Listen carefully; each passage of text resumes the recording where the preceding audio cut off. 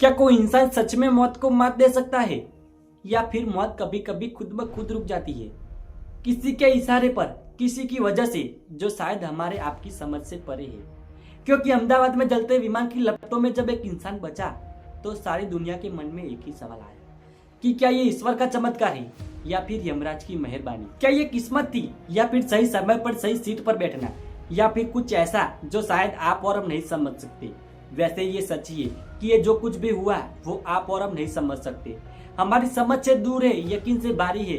क्योंकि नंबर 11 ए सीट अब एक सीट नहीं है, एक ऐसी चमत्कारी कहानी है, एक ऐसी कहानी जो हमें याद दिलाती है कि जिंदगी कितनी भी नाजुक क्यों ना हो, कभी कभी मौत को भी चुनौती दे सकती है। क्योंकि अहमदाबाद में आसमान से जब एक जलते प्लेन का मलबा नीचे गिरता है, तब 241 जिंदगियां राख में तब्दील हो जाती है। उनकी पहचान के लिए चेहरे तक नहीं बचे थे, उनकी लाशों को डीएनए टेस्ट करके पहचाना जा रहा था। लेकिन तब एक शख्स आग की गिरफ्त से खुद ब खुद चलकर बाहर आता है। उस शख्स के कपड़े झुलसे हुए होते हैं, सांसें धुएं में उलझी हुई होती है, शरीर पे खरोंच होती है, पर वो जिंदा होता है।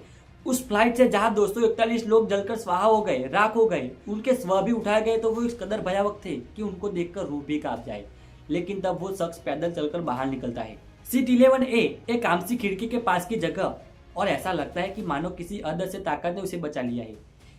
क्या इसे किस्मत का इनाम कहे या फिर नियति की शरारत, पर सच यही है कि जो कुछ भी हुआ वो हमारे आपकी समझ से परे है। जो मरे उनके चेहरे तक पहचान में नहीं आ रहे थे, फिर ये शख्स बचा तो बचा कैसे? क्या मौत का बुलावा कोई टाल सकता है? क्या लिखी हुई तकदीर को मिटा सकता है? क्या ये एक संयोग था कि वो उस वक्त वहां था? क्या ऐसा हो सकता है कि मौत ने पुकारा और मानो किसी ने फुसफुसा कर उसे कह दिया कि अभी नहीं, अभी तुम्हें और जीना है? क्योंकि 241 जिंदगियों में जिंदगी ने सिर्फ एक शख्स को चुना, और यही सवाल होता है कि क्यों चुना? 11 सीट पर बैठा हुआ शख्स कैसे बचा?